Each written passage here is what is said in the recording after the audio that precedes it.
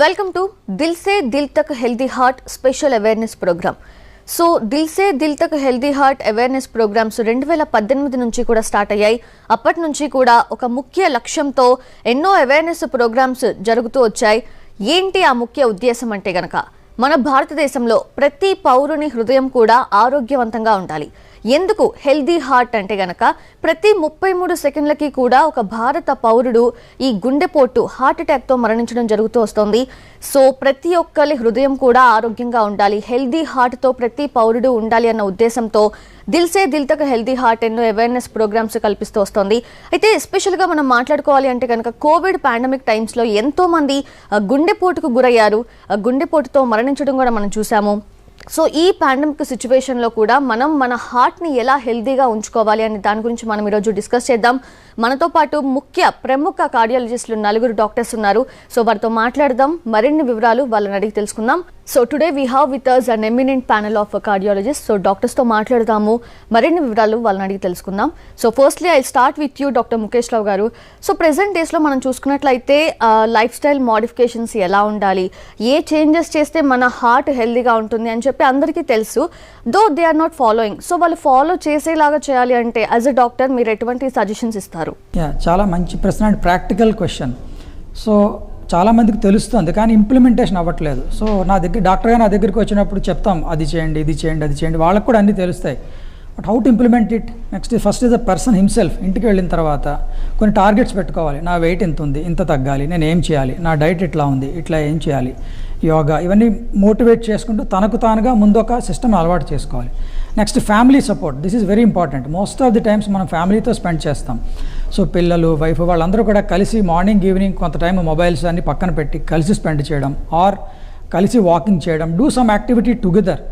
దాని మూలంగా physical activity ఉంటుంది, మెంటల్గాను they will be feeling much better. Next society లెవెల్లో, so lot of gated communities, apartments, they can spend a weekend together or daily morning some kind of activity or Sunday activities, Saturday activities, some outdoor activities చేస్తే కలిసి stimulation ఉంటుంది, ఒకళ్ళనొకళ్ళు encourage చేసుకుంటే ఇవన్నీ చేయడానికి. Last at the larger level government should encourage walking tracks, cycling tracks, work ప్లేస్కి నియర్గా ఉంటే సైకిల్ మీద వెళ్ళడం, ఇవన్నీ చేయడం మూలంగా చాలా ఫారిన్ కంట్రీస్లో ఇట్లాంటివి ఎంకరేజ్ చేస్తున్నారు. దీని మూలంగా చాలా వరకు మనం ఇంప్లిమెంట్ చేయడానికి అవకాశం ఎక్కువ ఉంటుందని నా అభిప్రాయం. Exactly. Thank you doctor. And doctor Rajeev Garg, so మనం చూసుకున్నట్లయితే ఫస్ట్ పేషెంట్ డయాగ్నోస్ చేసుకోగలగాలి. నాకు పెయిన్ వస్తుంది, సో ఇది హార్ట్కి సంబంధించిన పెయినా లేదంటే గ్యాస్ట్రిక్కి సంబంధించిన పెయినా అనేది ఆ డిఫరెన్స్ అనేది మనం తెలుసుకోగలగాలి. బికాజ్ ఎందుకంటే గ్యాస్ట్రిక్ పెయిన్ అండ్ హార్ట్కి సంబంధించిన పెయిన్ రెండు కూడా ఒకేలా అనిపిస్తూ ఉంటాయి. సో ఎలా వేరియేట్ చేయాలి, ఎలా డిఫరెన్షియేట్ చేయాలి? మంచి ప్రశ్న మేడం. ఈ రెండు నొప్పులు యాసిడిటీది ఇంకా గుండెది డిఫరెన్సియేషన్ జనాలకి తెలవాలి. గుండె నొప్పి జనరల్గా రక్త ప్రసారం తక్కువ వలన అవుతుంది. ఇంకా మనం యాసిడిటీ, స్పైసీ ఫుడ్ లేకుంటే ఆలోచనలు ఎక్కువ లేకుండా అల్సర్ వలన అవుతుంది. ఈ రెండులో మెయిన్ డిఫరెన్స్ ఏంటంటే గుండెకి రక్త ప్రసారం తక్కువ ఉన్న నొప్పికి బరువులాగా పేషెంట్ చెప్తాడు. చేతి ఇట్లా గుండె మీద పెట్టి బరువు ఉంది డాక్టర్, నాకు చెమటలు వస్తున్నాయి, రేడియేషన్ ఆమ్ దవడలు వెనక అవుతుంది. ఇంకా హార్ట్ అటాక్ ఉంటే కొన్నిసార్లు విపరీతమైన చెమటలు ఇంకా ప్రొఫ్యూజ్ స్వెట్టింగ్ ఉంటుంది. యాసిడిటీలో బర్నింగ్ సెన్సేషన్ లాగా ఎక్కువ అనిపిస్తుంది. It can be related to food, అంటే మనం ఇంజెక్షన్ ఆఫ్ ఫుడ్ టైమ్స్లో ఎక్కువ వస్తుంది, లేకుంటే ఆలోచనలు ఎక్కువ చేసినప్పుడు వస్తుంది. నోటిలో పులుపు నీళ్ళు లాగా వస్తుంది కొన్నిసార్లు. ఇంకా బర్నింగ్ ఉంటుంది కానీ రేడియేషన్, స్వెట్టింగ్ ఇంకా బరువు సెన్సేషన్ ఉండదు ఈ నొప్పిల్లో. మళ్ళీ ఈసీజీ తీస్తే గుండె వేగం ఇంకా ఎస్టీటీ చేంజెస్ అంటారు, అది గుండె నొప్పిలో వస్తుంది, యాసిడిటీలో రాదు. సో క్లినికల్గా most important radiation, a sense of heaviness, ఇంకా స్వెట్టింగ్ ఉంటే గుండె నొప్పి ఎక్కువ. ఇంకా నోటిలో పులుపు నీళ్ళు వస్తే మంటలాగా అనిపిస్తే జనరల్గా అది acidity. Yes sir. So doctor Malendra Swamy గారు, ఇందాక డాక్టర్ రాజీవ్ గారు అలాగే డాక్టర్ ముఖేష్ రావు గారు చెప్పినట్లు హార్ట్ అటాక్కి సంబంధించి అవేర్నెస్ ఇస్తున్నాము, సో తెలుస్తున్నాయి ఎలా ఉండాలి, ఏంటి, ఏవి ఫాలో చేయాలి అని చెప్పి. బట్ డాక్టర్ మలేంద్ర స్వామి గారు, ఒక హార్ట్కి సంబంధించి ఆగిపోతుంది ఇప్పుడు అని చెప్పి ఆ గుండె ఆగిపోయే సిమ్టమ్స్ అనేది ఎలా ఉంటాయి, ఆ లక్షణాలని ఎలా గుర్తించాలి? పేస్ మేకర్ అంటే ఒక ఎమర్జెన్సీ లైఫ్ సేవింగ్ డివైస్. అది హార్ట్ అటాక్ వచ్చినప్పుడు టెంపరీగా ఉంటుంది. రైట్ సైడ్ రక్తనాళాలు బ్లాక్ ఉంటే ఒకసారి టెంపరీగా బ్లాక్ అవుతుంది. అది రక్తం ప్రసరణ మంచిగా చేస్తే అది బ్లాక్ టెంపరీగా వీన్ ఆఫ్ అవుతుంది. ఇంకోటి యాంట్రివాల్ ఎంఐ అంటారు, అందులో క్యూఆర్బీబీ అట్లా ఉంటుంది. ఆ ఎంఐలో క్యూఆర్బీబీ వచ్చినప్పుడు హార్ట్ బీట్ తగ్గిపోయి ఇది గుండె ఆగిపోయే ఛాన్సెస్ ఎక్కువ ఉంటుంది. అప్పుడు కూడా టెంపరీగా పేస్ మేకర్ పెట్టుకుంటాం. ఇట్లనే ఇది టెంపరీగా పేస్ మేకర్ వేసిన తర్వాత గుండె వీక్ అవుతాయి. వీక్ అయినప్పుడు అది 3 months తర్వాత మనం గుండె వేగం కొట్టుకోవడము, గుండె ఆగిపోయడమో ఛాన్సెస్ ఎక్కువగా ఉంటుంది. అట్లా ఉన్న కండిషన్లో మనం ఐసీడీ అంటే సూపర్ పేస్ మేకర్ అంటారు. ఐసీడీ అది వేగం కొట్టుకున్నప్పుడు అది షాక్ ఇస్తుంది, మళ్ళీ డిటెక్ట్ చేసి షాక్ ఇస్తుంది. అది డాక్టర్ కూడా కంప్యూటరైజ్ అనలైజ్ వచ్చి తెలిసిపోతుంది. ఇంకోటి ఏంటంటే హార్ట్ పంపింగ్ వీక్ అయినప్పుడు కూడా ఇట్లా గుండె వీక్ అయ్యి ఎల్బీబీ రిథమ్ ఉంటుంది. ఆ రిథమ్ తోటి కూడా మనం సిఆర్టీడీ అంత పెడతాం డివైస్. సిఆర్టీడీ అంటే రైట్ ఏట్రియం కూడా ఒక చేంబరు లీడ్ పెడతాము, రైట్ వెంట్రికల్ కూడా ఒక లీడ్, కొరోనరీ సైనస్ కూడా లెఫ్ట్ వెంట్రికల్ పేస్ చేస్తాం. అది బోత్ రిథమిక్ కాంట్రాక్షన్ తోటి హార్ట్ పంపింగ్ ఇంప్రూవ్ అవుతుంది. ఇది ఒకటి డివైస్. ఇంకొంది ఏంటంటే హార్ట్ బీట్ తగ్గినప్పుడు పర్మనెంట్గా పేస్ మేకర్ పెట్టుకుంటాం. అది ఈ single chamber pacemaker, dual chamber pacemaker అట్లా పెట్టుకుంటాం. వింటూ ఉంటున్నాము ఈ ట్రీట్మెంట్స్లో పేస్ మేకర్ అనే దాని గురించి. సో పేస్ మేకర్ అంటే ఏంటి, ఎవరికి చేస్తారు, అండ్ ఇందులో ఏమైనా టైప్స్ ఉంటాయా? అదే టెంపరీగా పేస్ మేకరు, పర్మనెంట్గా పేస్ మేకర్. హార్ట్ అటాక్ వచ్చినప్పుడు అప్పుడు టెంపరీగా పెట్టుకుంటాను. అది రక్త ప్రసరణ సరిపోయిందంటే అది రిజాల్వ్ అవుతుంది, మళ్ళీ పేస్. ఇప్పుడు మందులు కొన్ని డ్రగ్స్ తోటి హార్ట్ బీట్ తగ్గిపోతుంది. అప్పుడు మనము 7 days అబ్జర్వేషన్ చేస్తాం. 7 days అబ్జర్వేషన్లో ఏమైనా కారణం ఏమి దొరకలేదు, నార్మల్గా రికవర్ అయిందంటే మనం చేసేది ఏముండదు. పర్మనెంట్గా అంటే హార్ట్ బీట్ తగ్గిపోయింది, కంజనైటల్ హార్ట్ బ్లాక్ అంటాం. అట్లా ఉన్నప్పుడు మనము పేస్ మేకర్ వేసుకోవాలి పడుతుంది. అది single chamber pacemaker, dual chamber pacemaker, CRTD అట్లా ఉంటాయి. డాక్టర్, జనరల్గా దేనికైనా సరే ఎలా ఉంది ఏంటి అని చెప్పి మన బాడీ పార్ట్స్కి సంబంధించి ఫ్రీక్వెంట్గా చెకప్స్ చేసుకోవడం మంచిది అని చెప్తూ ఉంటారు. అయితే హార్ట్కి సంబంధించి నా హార్ట్ హెల్తీగా ఉందా లేదా అని చెప్పి ఎప్పుడు చెక్ చేసుకోవాలంటారు, అండ్ రెగ్యులర్ ఇన్వెస్టిగేషన్స్ ఏముంటాయి? అంటే యూజువల్గా హెల్తీగా ఉందా లేదా అని తెలుసుకోవడానికి ఒకటి, తర్వాత రొటీన్గా కొంత రిస్క్ ఫ్యాక్టర్స్ ఉన్నప్పుడు డయాబెటీస్ కానీ, హైపర్ టెన్షన్ కానీ, ఏజ్ అబవ్ 40 years ఉన్న వాళ్ళు కానీ రొటీన్గా తెలుసుకోవడానికి ఫస్ట్ ఈసీజీ అనేది తీసుకోవాలి. ఫస్ట్ ఈసీజీ తీసిన తర్వాత ఈసీజీ నార్మల్ ఉండి ఏ సిమ్టమ్స్ లేవు, రిస్క్ ఫ్యాక్టర్స్ లేవు అంటే తర్వాత ప్రాబ్లం ఉండే ఛాన్సెస్ తక్కువ. ఈసీజీ తీసిన తర్వాత ఈసీజీలో ఏదైనా మార్పులు ఉన్నాయి, తర్వాత పేషెంట్ 40+ ఉంది, హైపర్ టెన్షన్ ఉంది, డయాబెటీస్ ఉంది, ఏదైనా సిమ్టమ్స్ ఉన్నాయి, చెస్ట్ పెయిన్ ఉంది, లేకపోతే ఆయాసం ఉంది, లేకపోతే వేరే కళ్ళు తిరుగుతున్నాయి, అట్లాంటి సిమ్టమ్స్ ఏమన్నా ఉంటే ఇంకా దాన్ని రూల్ అవుట్ చేయడానికి ఫర్దర్గా మనము 2D ECO అని చెప్పి హార్ట్ స్కానింగ్ చేస్తాము. దాంట్లో దేనివల్ల ఇవన్నీ వస్తున్నాయని కొంతవరకు తెలుస్తుంది. దాని తర్వాత కూడా మనకు ఇది గుండెకు ఉండే రక్తనాళాలలో ఏమైనా బ్లాక్స్ ఉన్నాయా ఇండైరెక్ట్గా తెలుసుకోవడానికి ట్రెడ్మిల్ టెస్ట్ అని చేస్తాం. ట్రెడ్మిల్ టెస్ట్ చేస్తే ట్రెడ్మిల్ టెస్ట్లో మనకు దాంట్లో ఏమన్నా ఆ వాకింగ్ చేస్తున్నప్పుడు ఏమైనా ఈసీజీలో చేంజెస్ వస్తే అప్పుడు ఇవన్నీ రిస్క్ ఫ్యాక్టర్స్ ఇవన్నిటిని కొరిలేట్ చేసి అవసరం ఉంటే అప్పుడు డాక్టర్ గారు చెప్తే దానికి ఫర్దర్గా యాంజియోగ్రామ్ చేసుకోవాలి. అప్పుడు యాంజియోగ్రామ్ చేసుకుంటే దాంట్లో మనకు కంప్లీట్గా ఆ గుండె వల్ల వస్తుందా ఇది లేదా అనేది రూల్ అవుట్ అవుతుంది. కానీ ఫస్టే యాంజియోగ్రామ్ చేయొద్దు, ఫస్టే ఈసీజీ తీసి దాని తర్వాత రిస్క్ ఫ్యాక్టర్స్ను దాన్ని బట్టి డాక్టర్ గారు అడ్వైజ్ను ప్రకారంగా ఫర్దర్గా యాంజియోగ్రామ్ కానీ ఈకో కానీ ఏది కానీ ఫర్దర్ అడ్వైస్తో చేసుకోవాల్సి ఉంటుంది. కానీ పేషెంట్ తాను స్వయంగా పోయి అనుమానం వస్తే ఒక ఈసీజీ తీసుకోవచ్చు, తీసుకొని డాక్టర్ గారికి చూపించి ఇది నార్మల్ ఉందా లేదా, నాకు ఈ సిమ్టమ్స్ ఉన్నాయంటే డాక్టర్ గారు ఫర్దర్గా ఏమైనా అవసరం ఉందా లేదా అని చెప్తేనే వేరే చేసుకోవాలి. బ్లాక్స్ అనేవి తెలుసుకోవడానికి 100% అనేది యాంజియోగ్రామ్ ద్వారానే తెలుస్తుంది. కానీ అందరికీ రొటీన్గా యాంజియోగ్రామ్ అనేది అవసరం పడదు. సో బేసిక్గా స్క్రీనింగ్ టెస్ట్లు అనమాట, ECG, 2D ECO, treadmill, step by step వెళ్తాం. ఒక పేషెంట్కి ఏమైనా ఇబ్బంది ఉన్నది, లక్షణాలు ఉన్నాయి, లేదు రిస్క్ ఫ్యాక్టర్స్ ఉన్నాయి, లక్షణాలు ఏం లేవు కానీ sugar, BP, high cholesterol, family history ఇట్లాంటివి ఉన్నప్పుడు, ఏజ్ అబవ్ 40 years ఉన్నప్పుడు ఒక డాక్టర్ని కన్సల్ట్ చేసి తన ప్రాబ్లమ్స్ అన్నీ చెప్తే వాళ్ళు సజెస్ట్ చేస్తారు ఏం టెస్టులు చేసుకోవాలి అని.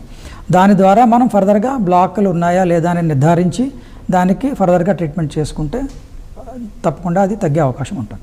అండ్ డాక్టర్ రాజీవ్ గార్గ్, మనం చూసుకున్నట్లయితే యాక్టర్ పునీత్ రాజ్ కుమార్ కూడా సో అప్పటి వరకు కూడా ఆయన ఫిట్నెస్ ఫ్రీక్గా ఉంటారు, తన ఫ్యాన్స్ అందరికీ కూడా చెప్తూ ఉంటారు అలా యాక్టివిటీస్ చేయాలి, ఇలా ఎక్సర్సైజెస్ చేయాలి అని చెప్పి. సో పూర్తి ఆరోగ్యంగా ఉన్న వ్యక్తులు కూడా ఇలా గుండెపోటుతో మరణించడం అనేది వింటూ ఉన్నాము పాండమిక్ తర్వాత నుంచి కూడా. ఇది పాసిబుల్ అవుతుందంటారా? డెఫినెట్గా మోడర్న్ జమానాలో చాలా కారణాలు ఉన్నాయి. పేషెంట్ సడన్లీ డెత్ అయ్యే అవకాశాలు ఉంటాయి. బేసికలీ దీంట్లో ఏం పెథాలజీ జరుగుతుంటే ప్లాక్ రప్చర్, ఎమోషనల్ స్ట్రెస్లో కొన్నిసార్లు రక్తనాళాల్లో డిపాజిషన్ ఆఫ్ ఫ్యాట్ అవుతుంది, దాని కవరింగ్ లిపిడ్ కవర్ ఉంటుంది. అది కొన్నిసార్లు ఎమోషనల్ డిస్టర్బెన్స్లో రప్చర్ అయ్యి దాని మీద బ్లడ్ క్లాట్ అయ్యి 100% ఆర్టరీ బ్లాక్ అయితే హార్ట్ అటాక్ అంటారు. ఇంకా మేజర్ హార్ట్ అటాక్ ఉంటే కొన్నిసార్లు హాస్పిటల్కి పోయే అవకాశం కూడా మనకు దొరకదు అండ్ సడన్ డెత్ అయ్యే అవకాశాలు ఉంటాయి. We have seen this in young patients. Second కారణం ఏంటంటే గుండెకి డైసెక్షన్, కొరోనరీ డైసెక్షన్ ఉంటుంది. Again it can occur because of stress, emotional disturbances or aggressive exercises. It is one of the causes, dissection. We have seen young deaths in our recent Rajkumar Garu death. They are attributing it to it. We don't know it has happened or not. So it can happen that way. Third, in our pandemic situation, COVID is a prothrombotic state. Ante gundelo raktagaddal వచ్చే అవకాశాలు ఉంటాయి. So because of that, blockages of the artery occur and they can cause heart attack. So these are the mechanisms by which either dissection or plaque rupture or in a COVID situation prothrombotic state which can cause in young people heart attack and sudden death. And doctor Malendra Swamy గారు, కొన్ని diseases ఏంటంటే అవి వస్తున్నాయి అని చెప్పి ఒక warning అనేది వస్తూ ఉంటుంది, అంటే జనరల్గా సిమ్టమ్స్ బయటపడడం కానివ్వండి ఇలాగా. సో గుండెపోటుకు సంబంధించి గుండెపోటు కూడా రాబోతోంది అని చెప్పి రాకముందే ఏమన్నా హెచ్చరికలు మనకి వచ్చే అవకాశాలు ఏమన్నా ఉంటాయా? హార్ట్ అటాక్ ఇమీడియట్గా చేసేది ఏమంటే, మనం ఈ నొప్పి ఇంతకుముందు ఎప్పుడు రాలేదు, ఇదే టిపికల్గా గుండెదే అనిపిస్తుంది. యూజువల్లీ మనకు గుండె ప్రాబ్లం, గ్యాస్ ప్రాబ్లం అంటే ప్రాణకట్ల అపాయం ఏమి ఉండదు. So basic treatment, if it is definitely the suspicion of the disease, నొప్పి ఇట్లాగే ఉంది అంటే బేసిక్ ట్రీట్మెంట్ ఇమ్మీడియట్గా హాస్పిటల్కి వెళ్ళాలి. హాస్పిటల్కి వెళ్ళి ఈసీజీ తీసుకోవాలి. తీసుకొని ఈసీజీ అటాక్ అంత అనిపిస్తే మనం లోడింగ్ డోసెస్ అంటాం, ఆస్ప్రిన్, క్లోపిడోగ్రిల్, స్టాటిన్స్, ఈ బేసిక్ ట్రీట్మెంట్ ఇచ్చి పేషెంట్స్ కౌన్సిలింగ్ చేస్తాం. బెస్ట్ ట్రీట్మెంట్ ఏంటి అంటే ప్రైమరీ పీసీఐ అంటాం. ప్రైమరీ పీసీఐ అంటే ఇమీడియట్గా యాంజియోగ్రామ్ చేయాలి, చేసి బ్లాక్ ఏమైనా ఉంటుంది అది రక్తనాళాలు ఓపెన్ చేసుకోవాలి.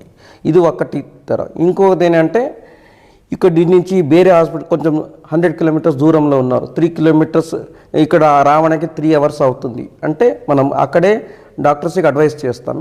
ఫార్మకో ఇన్వేసివ్ అంటాం. అక్కడ ఇంజెక్షన్ ఇచ్చి రక్తగడ్డ కరగడానికి కొద్దిగా టైం ఇస్తారు. ఇక్కడ వచ్చిన తర్వాత ఇన్ని నొప్పి ఉంది అంటే మనం క్యాత్ ల్యాబ్ తీసుకొని యాంజియోగ్రామ్ చేసి మళ్ళీ బ్లాక్ ఓపెన్ చేసుకోవడం ప్రయత్నం చేస్తాం. This is the best treatment. Angiogram చేసుకొని బ్లాక్ ఏమైనా ఉంటే ఓపెన్ చేసుకొని that is the 99% satisfaction and best result. ఇక్కడ లేదు, there are 100 kilometers away from the cath lab సెంటర్లో అంటే మనం బెస్ట్ చేసుకునేది ఇంజెక్షన్ ఇచ్చి రక్తగడ్డ కరగడానికి ఇంజెక్షన్ ఇచ్చి ఇక్కడ షిఫ్ట్ చేసుకొని మళ్ళీ యాంజియోగ్రామ్ చేసుకొని చూసుకోవాలి. అండ్ డాక్టర్ ముఖేష్ రావు గారు, అంటే ముందుగానే మన బాడీ మనల్ని హెచ్చరించదా డాక్టర్ ఇలా రాబోతోంది గుండెపోటు అని? వార్నింగ్ సైన్స్ అనేవి కొంతమందిలో ఉంటాయి, కొంతమందిలో ఉండవు. సో వార్నింగ్ సైన్స్ ఉన్నవాళ్ళు ఇట్లాంటి తీవ్రమైన నొప్పి కాకుండా స్లైట్ పెయిన్ ముందు ఎక్స్పీరియన్స్ చేసే అవకాశాలు చాలా ఉంటాయి. కానీ కామన్గా జరిగే మిస్టేక్ ఏంటంటే పేషెంట్కి ఎవరికైనా ఒక చెస్ట్ డిస్కంఫర్ట్, ఛాతీ నొప్పి రాగానే వాళ్ళే అది ఎసిడిటీ అని అనేసుకుంటారు ఫస్ట్. సో రాజీవ్ గార్గ్ గారు చాలా చక్కగా డిఫరెన్షియేషన్ ఎలా చేయాలో చెప్పారు. కానీ ఆ డెసిషన్ డాక్టర్కే వదిలిపెట్టాలి. మనం చెస్ట్ పెయిన్ అని ఇంటి దగ్గరే ఉండిపోయి దాన్ని ఎసిడిటీ అనుకుని ఇంటి దగ్గరే ఉండిపోయి లేట్ చేయడం మూలంగానే ప్రాబ్లమ్స్ ఎక్కువ వస్తూ ఉంటాయి. సో ఎలాంటి ఇబ్బంది ఉన్నా ఓకే, మనం ఎసిడిటీ అని అనిపించినా కూడా ఖచ్చితంగా డాక్టర్ దగ్గరికి వెళ్ళి ఒక ఈసీజీ అయితే తీయించుకోవాలి. ఈసీజీ తీసుకుని దాని అదేంటో తెలుసుకోవాలి. ఇలాగా నొప్పి లేకుండా సడన్ తీవ్రంగా హార్ట్ అటాక్ వచ్చే ఛాన్సెస్ కూడా కొంతమందిలో ఉంటాయి. అందుకనే వాళ్ళందరూ మీరు అడిగిన మొదటి ప్రశ్నకి స్క్రీనింగ్ టెస్టులు ఒక సర్టన్ ఏజ్ దాటగానే రిస్క్ ఫ్యాక్టర్లు ఉన్నవాళ్ళు టెస్టులు అవి చేసి అలాంటిది ఏమైనా వచ్చే అవకాశం ఉందా లేదా తెలుసుకోవడం చాలా మంచిది. అందరికీ వార్నింగ్ సిగ్నల్స్ ఉండాలని రూల్ లేదు. వార్నింగ్ సిగ్నల్ లేకుండా సడన్గా కూడా తీవ్రమైన హార్ట్ అటాక్ వచ్చే అవకాశాలు కూడా ఉంటాయి. సో డాక్టర్స్, ఈరోజు మీరు ఇచ్చిన ఈ అవేర్నెస్ ప్రోగ్రామ్ అనేది నిజంగా చాలా యూస్ఫుల్ అవుతుంది. ఎలా ఉండాలి, ఎటువంటివి ఫాలో చేయాలి, మన హార్ట్ని హెల్తీగా ఉంచుకోవాలి అనే వాటికి సంబంధించి ఆడియన్స్కి ఉన్న డౌట్స్ అన్నిటికీ కూడా ఒక క్లారిఫికేషన్ దొరికింది అండ్ వాళ్ళకి చాలా హెల్ప్ఫుల్ అవుతుంది. అండ్ డాక్టర్స్, ఇంకా సమ్ మోర్ డీటెయిల్స్ అంటే ఏమన్నా 1 minute డ్యూరేషన్తో ఇంకా ఏమన్నా ఇన్ఫర్మేషన్స్ ఇస్తే బాగుంటుంది అని. My message for the new year and the Christmas coming is be fit, not fat. This can be attained by diet, exercise and proper rehabilitation of our daily schedule in form of proper work hours and proper sleep hours. The most important exercise should be given utmost importance from the childhood, because it is childhood obesity which is a burning problem in our country, and we should exercise at least 30 to 40 minutes a day, 5 times a week. It can be simple walking for older people, including youngsters, but if youngsters engage in exercise like cycling, swimming, running, jogging, it is better. Apart from exercise, we should avoid junk food, which has become a part and parcel of our routine daily habits. Youngsters are catching up with Western foods like pizza, burger, high fat items, and they are more involved on the net and computers and phone, which should be given a digital detox at least half an hour to 1 hour per day, which will enable them to think about themselves and about being together in a family. Remember your numbers. I think that's very important, like we remember our phone numbers. Blood pressure should be maintained at about 140/90 if you do not have risk factors. If you have risk factors in form of hypertension, diabetes or documented coronary artery disease and undergone treatment for it in form of angioplasty, bypass or any other revascularization procedures, you should maintain blood pressure at a more stringent range of 130/80. Maintain your cholesterol levels at about total cholesterol 200, LDL 150 to 160 if you do not have risk factors, 130 and below if you have obesity or overweight, and if you have documented coronary artery disease, hypertension, diabetes, it should be about 100. If you have recurrent MIs, it should be lower to 70 and below nowadays, and for this we might have to take drugs prescribed by doctors. In India and Southeast Asia countries, triglycerides also are an important burning problem in part of lipid profile, and we should try to maintain it below 250. Anything above 250, we should take consultation with doctor and start treatment apart from diet control. Our blood pressures and lipids are followed by sugars. The fasting sugar should be maintained at about 100 to 110 milligram per deciliter, and post lunch should be maintained at about 140 to 150. Apart from this, if we take break from our routine activities and be with family, it can give a good atmosphere. And apart from this, if you enjoy your life by listening to music or engaging yourself in a hobby, probably you will be fitter and mentally more healthier than now. విశ్వపర్యంత 9 risk factors చెప్పారు which are controllable. 1 is blood pressure control చేసుకోవాలి, sugar control చేసుకోవాలి, smoking బంద్ చేయాలి, alcohol తక్కువ తీసుకోవాలి, fresh fruits తినాలి, vegetables తినాలి, ఇంకోటి ఏంటంటే ఎక్సర్సైజ్ చేయాలి. ఈ 9 రిస్క్ ఫ్యాక్టర్స్ చేసుకుంటే గుండె 80% ప్రమాదం తగ్గుతుందని విశ్వపర్యంత చెప్తున్నారు. First of all heart problem ఉంది అని కొద్దిగా అనుమానం వస్తే ఎవరైనా కానీ మోర్సో రిస్క్ ఫ్యాక్టర్స్ ఉన్నవాళ్ళు, బీపీ, షుగర్, ఇట్లాంటి స్మోకింగ్ అలవాట్లు ఉన్నవాళ్ళు, ఒబిసిటీ ఉన్నవాళ్ళు, ఇట్లాంటి రిస్క్ ఫ్యాక్టర్స్ ఉన్నవాళ్ళు ఫస్ట్ అనుమానం వస్తే వాళ్ళు సెల్ఫ్గా ఇది అవునా కాదా అనుకోకుండా ఫస్ట్ అయితే ఒక ఈసీజీ తీసుకోవాలి. ఈసీజీ తీసుకొని నియరెస్ట్ డాక్టర్కు చూపించి ఈసీజీలో ఏమైనా ప్రాబ్లం ఉందా లేదా, ఈసీజీలో ఏమైనా ప్రాబ్లం ఉంది అంటే ఫర్దర్ టెస్ట్లు డాక్టర్స్ అడ్వైస్ చేస్తారు. కానీ ఈసీజీ కూడా తీసుకోకుండా నెగ్లెక్ట్ చేసి దాన్ని కాలయాపన చేస్తే ఒక్కొక్కసారి సడన్గా సీరియస్ ఈవెంట్స్ అయ్యే అవకాశం ఉంటుంది. Prevention is better than cure. So important things: diet, exercise, yoga, avoid smoking, avoid alcohol, control your weight. These are the most important things. So be active, be healthy, and a happy heart is a healthy heart. Thank you so much doctors. So చూశారు కదా, Dil Se Dil Tak healthy heart awareness ప్రోగ్రాంలో మన doctors చెప్పినట్లు మన హార్ట్ని మనం హెల్దీగా ఉంచుకోవడం మన ముఖ్య లక్ష్యం. సో ప్రతి ఒక్కరూ కూడా ఈ ప్రోగ్రాం చూసి అవేర్నెస్ తెచ్చుకుంటున్నారు అని చెప్పి నేను నమ్ముతున్నాను. సో ఇది చాలా యూస్ఫుల్ మీ అందరికీ కూడా. అండ్ ఇటువంటి విశేషాలు ఇంకా మీకు తెలియాలి అంటే కనుక దిల్ సే దిల్ తక్ హెల్దీ హార్ట్ అనే పేజ్ని లాగిన్ అవ్వచ్చు. యూట్యూబ్, ట్విట్టర్, ఇన్స్టాగ్రామ్, అలాగే ఫేస్బుక్లో. సో లాగిన్ అయితే మీకు మరిన్ని వివరాలు తెలుస్తాయి. Thank you so much. ఇది ఇవాల్టి స్పెషల్ అవేర్నెస్ ప్రోగ్రామ్.